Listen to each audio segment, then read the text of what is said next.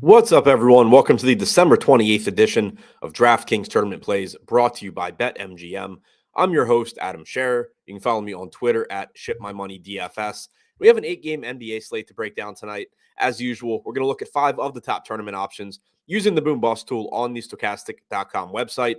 But first, click the link in the description below, sign up, make a deposit at BetMGM, and place a real money wager of at least $10 to receive a risk-free first bet up to $1,000 in addition to 2 free months of Stokastic Plus Platinum. Click that link in the description below to take advantage. Now, as a reminder, we do have an 8-game slate. There's a lot of back-to-backs. A lot is probably going to change between now and lock. So be sure to tune in to the deeper dive and live before lock shows starting at 5 p.m. Eastern on the Stokastic YouTube channel for more up-to-date information. But for now, looking at the Boom Bust tool for DraftKings tournaments tonight, coming in at number 5, Nicholas Claxton's projected for 11% ownership with a 14% chance of being in the optimal lineup.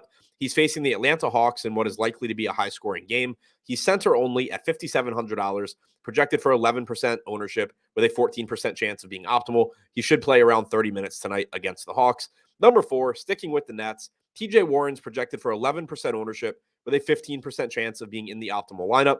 He's coming off of a game where he played about 27 minutes. Seth Curry was out in that game, and he is going to be available tonight. But Joe Harris remains out for the Nets. And one thing that I like about TJ Warren is that he's not just a random bench player on the Nets that is stepping into bigger minutes because of injuries. He's somebody that by the end of the season is very likely to be a key part of this rotation. So knowing that he physically can play into the upper 20s makes me think that we're just going to see more games going forward where you do get mid to upper 20s from TJ Warren at $4,000 in a favorable matchup against the Hawks. He is an appealing option with small forward and power forward eligibility.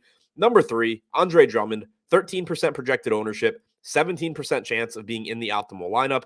Drummond is $3,300 and center only. Derrick Jones Jr. is doubtful tonight for the Bulls, which means that we should be getting backup center minutes from Drummond as opposed to the Bulls going small. But we also have Alex Caruso and Javonte Green questionable for Chicago. If both of those guys are out, it makes Drummond's minutes even more secure. There's also a non-zero chance that we could see him play a couple of minutes alongside Nikola Vucevic. They did that 2 games ago. They didn't do it last game. More often than not, I don't expect them to do it because it is a very weird pairing. But you do have a Milwaukee team that essentially plays 2 centers for a lot of their minutes with Giannis Antetokounmpo and then one of Bobby Portis or Brook Lopez. Granted, Lopez and Portis stretch the floor a bit, but Chicago could, in theory, get away with the 2 bigs lineup a little bit against this Milwaukee team.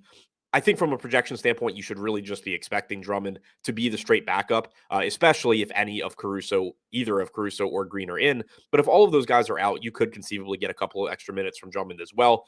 His chances of being optimal are going to decrease, though, as soon as we start getting more injury news, more guys ruled out. But for right now, he does look like a good tournament option. Number 2, Jonathan Kuminga, $5,000 with power forward and center eligibility. It remains to be seen exactly who is playing for Golden State tonight, but it's unlikely that Klay Thompson plays. We don't know yet about Dante DiVincenzo. We don't know about Draymond Green, but we could, even if it's just Thompson that's out, we could see Kuminga crack the starting lineup. If we get Draymond out or DiVincenzo out, it becomes more likely that Kuminga's in the starting lineup.